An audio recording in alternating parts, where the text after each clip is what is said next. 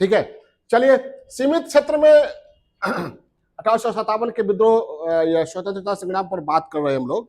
इसके कारणों के बारे में हम लोग चर्चा कर चुके हैं। अब कारणों के बारे में चर्चा करते हुए भी ही हमने देखा कि अंततः 1857 का विद्रोह क्या रहा, असफल रहा। तो असफल क्यों रहा, असफलता के कारण, एक सवाल ये उठता है। अब हम असफलता के कारण पर विचार करेंगे। पहला कारण है असफलता के कि यह विद्रोह जो था अखिल भारतीय स्वरूप नहीं था। इस विद्रोह का फैलाव भारत के सभी क्षेत्रों में नहीं हुआ, सीमित क्षेत्र में हुआ। नर्मदा के पार का इलाका क्या रहा, अछूता रहा। उत्तर भारत में भी अधिकांश रजवाड़े या जमींदारियां क्या रही, अलग रही। मात्र 1% से भी कम, पूरा 1% रजवाड़ों ने या जमींदारों ने भाग लिया। ठीक है, और सीमित क्षेत्र में, और सभी ने नहीं किया, सीमित वर्ग की भागीदारी रही। सीमित वर्ग मतलब खाली 1% रजवाड़े भाग लिए, रजवाड़े ने भागीदारी की। 99% क्या रहा जी, अलग, तटस्थ कोई नहीं रहा। सब किसी न किसी तरह से अंग्रेज को मदद पहुंचाया। समझ बात। 99% रजवाड़े क्या रहे, अलग रहे। महाजन किसको साथ देंगे, अंग्रेज को। शिक्षित मध्यम वर्ग, पहले ही बता दिया मैंने, इनको आशा थी क्या कि ये अंग्रेज भारत का आधुनिकीकरण करेंगे। मध्यम वर्ग, ठीक है। अपने अपने और व्यापारी वर्ग, बहुत सारे व्यापारी वर्ग भी थे, अपने अपने हितों से प्रेरित होकर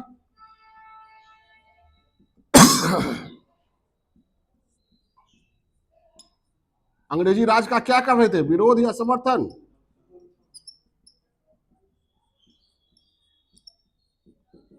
ठीक है, तो अंग्रेजों को समर्थन किससे मिल रहा था, अपने देश से तो समर्थन मिल ही रहा था, और भारत के विशाल हिस्से के विशाल आबादी से भी समर्थन मिल रहा था।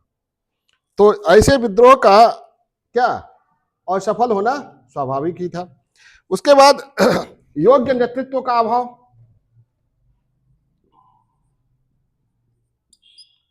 कोई भी विद्रोह सफल होता है, क्रांति सफल होती है, आंदोलन सफल होता है, असरदार होता है उसके लीडरशिप से होता है ना। लेकिन योग्य नेतृत्व था का अभाव। 1857 में सभी विद्रोहियों ने किसको नेता माना, बहादुर शाह जफर को। बहादुर शाह जफर कहा जाता है पहली बार हाथी पर बैठकर वे दिल्ली का भ्रमण करते हैं। वो शायर अच्छे थे, ठीक है, शासक नहीं थे। शासन समझना या सैन्य संगठन का संचालन करना, ठीक है, युद्ध का संचालन करने का अनुभव नहीं था। कहा जाता है हाथी पर भी कभी ठीक ठाक से कभी बैठे नहीं थे। हाथी पर बैठकर पहली बार उन्होंने चांदनी चौक और उसके आगे भ्रमण किया, विद्रोहियों ने जब हौसला बंधाया। और उसमें भी बहादुर शाह जफर को लगता था कि ये विद्रोही हमें नेता तो मान लिए हैं लेकिन हम जीतेंगे नहीं, इसलिए वे अंग्रेजों से भी मिले रहे।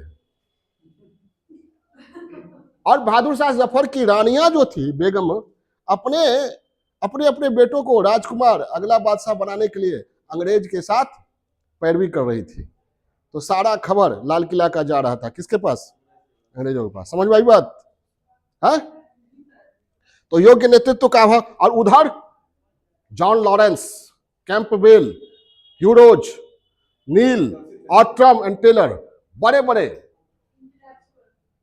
बड़े लड़ाकू जो पूरी दुनिया में कहीं कहीं समर जीत चुके थे। अमेरिकी स्वतंत्रता संग्राम में बहुत लोगों ने भाग लिया था। ऐसे सेना ने प्रशिक्षित थे।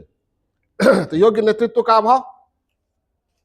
कुंवर सिंह में योग्य नेतृत्व की क्षमता थी लेकिन वे अपने ही क्षेत्र तक सीमित रहे, ठीक है।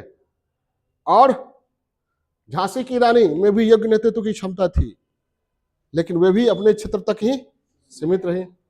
उसके बाद विद्रोहियों ने अलग अलग समय पर अलग अलग हितों से प्रेरित होकर, झांसी की रानी ने मैं झांसी नहीं दूंगी, बाबू कुंवर सिंह ने जब इनका लगान माफ नहीं हुआ उन्होंने विद्रोह किया, अलग अलग। तो विद्रोहियों के बीच संगठन की भी कमी थी। तीसरा कारण क्या है? विद्रोहियों के बीच संगठन की कमी। उस समय मोबाइल नहीं था ना, सूचना एवं संचार प्रौद्योगिकी नहीं थी कि सब एकजुट होते, संगठन की कमी। और विद्रोहियों के पास कोई निश्चित उद्देश्य या योजना का अभाव था कि हम अगर जीत जाते हैं, अंग्रेजों को भगा देते हैं, तो भारत पर शासन कौन करेगा और शासन का स्वरूप कैसा होगा, राजतंत्र होगा, लोकतंत्र होगा, क्या होगा, क्लियर नहीं थे।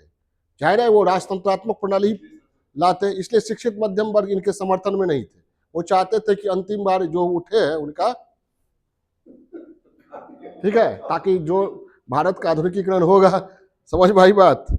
तो निश्चित उद्देश्य और योजना, जब आपके पास उद्देश्य निश्चित नहीं होगा कि हम जो करने जा रहे हैं उसके बाद क्या हमको करना है, तो क्या है, प्रतिबद्धता होगी नहीं, समझ आई बात। तो निश्चित उद्देश्य और योजना का, योजना भी नहीं था, सभी लोग मिलकर योजना बनाते, वैसी योजना भी नहीं थी। ऐसे वीर सावरकर ने कहा कि एक सुनियोजित योजना के तहत यह विद्रोह हुआ था, लेकिन बहुत तो इसे नहीं मानते। तो निश्चित उद्देश्य एवं योजना का अभाव,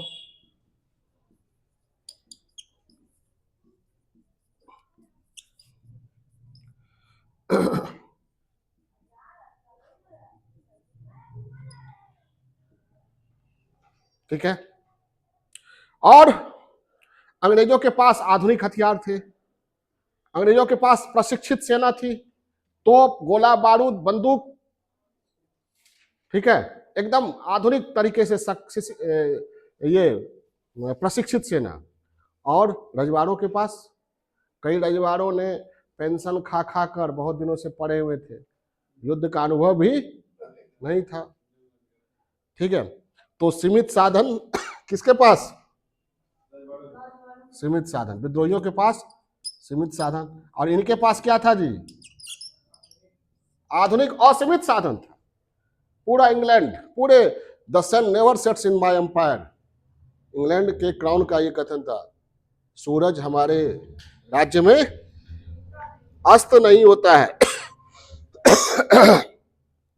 तो और अंत में अंग्रेजों की कूटनीति, डिवाइड एंड रूल, कूटनीति,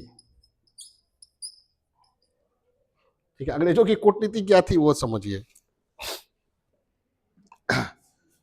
सिखों से राज्य छीना था ना अंग्रेजों ने, छीना था ना डलहौजी ने, और रंजीत सिंह को भेज दिया, रंजीत सिंह के बेटे दिलीप सिंह को भेज दिया कहा लंदन में पढ़ने के लिए, उसे कोहिनूर ले लिया, भेज दिया, क्राउन के लगा दिया, इंग्लैंड के क्राउन में ताज में कोहिनूर लग गया, ठीक है। तो सिखों में तो असंतोष था, उन सिखों को अपनी ओर मिला लिया अंग्रेजों ने, यह कहकर कि बहादुर शाह जफर के नेतृत्व में जो विद्रोह हुआ है वो फिर से मुगल राज की वापसी है, और इस मुगल राज में ही आपके गुरुओं के को काफी सताया गया, सर कलम किया गया, मृत्यु दंड दिया गया। यही अवसर है लाल किला को उड़ाने की, नहीं समझे?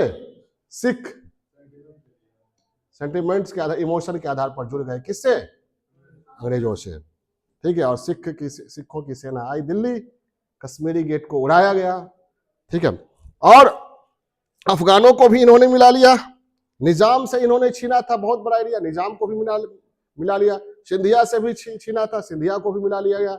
और जो जो जमींदार विद्रोह कर रहे थे, जिनको लग रहा था कि हमारी जमींदारी छीन लेंगे, सबको कहा कि किसी की जमींदारी नहीं छीनी जाएगी। सब क्या हुए, जो सोच रहे थे कि विद्रोह करेंगे, सब शांत हो। जैसे हमारे राज्य में, बिहार में कुंवर सिंह क्या हुए, अकेले पड़ गए ना, अकेले पड़ गए ना, ठीक। तो अंग्रेजों की कूटनीति भी क्या रही, सफल रही, ठीक है। उसके बाद संयोग से अंग्रेजों के अनुकूल अंतर्राष्ट्रीय परिस्थितियां भी थी, ठीक है। अनुकूल अंतर्राष्ट्रीय परिस्थितियां किसके अनुकूल?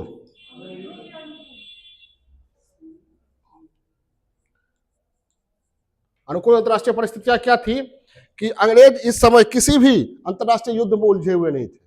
अगर किसी अंतर्राष्ट्रीय युद्ध में उलझे रहते तो इनको क्या करना पड़ता है, सेना को वहां भी भेजना पड़ता, बट जाता ना सेना, बड़े बड़े सेना नायकों को वहां भेजना पड़ता। लेकिन ये तमाम बड़े बड़े सेना नायकों को अंग्रेजों ने यहां झोंक दिया। कहा?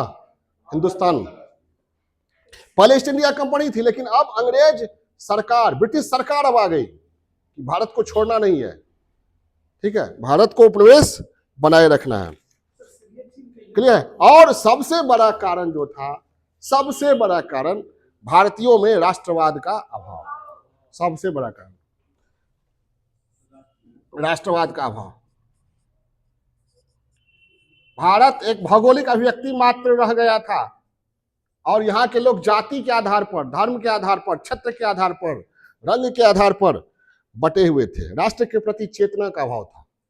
चेतना का या प्रतिबद्धता किसके प्रति? आज भी देखिएगा, अपने जात के प्रति, अपने गांव के प्रति, ठीक है। गांव से गांव गांव में लड़ाई हो जाता है, यहाँ कभी कभी मोहल्ला मोहल्ला में भी लड़ाई होता है, ठीक है। तो ये, और ईस्ट इंडिया कंपनी, प्रखर राष्ट्रवाद की भावना थी कंपनी में, ठीक है। वहां राष्ट्रवाद जो था चरम पर था यूरोप में। और ये दो ऐसे व्यवस्थाओं के बीच लड़ाई थी, दो ऐसे, सुनिए इधर, दो ऐसे व्यवस्थाओं, समाजों, गौर से सुनिएगा जो करें, बीच लड़ाई थी जिसमें एक समाज यानी अंग्रेजी समाज धर्म सुधार आंदोलन, पुनर्जागरण, प्रबोधन, व्यावसायिक क्रांति, औद्योगिक क्रांति,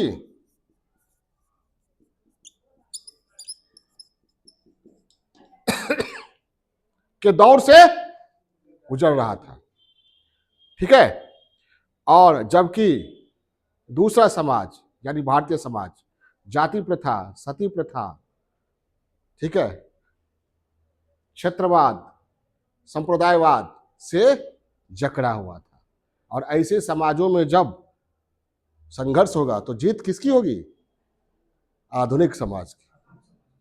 समझ आई बात? ये थे असफलता के कारण।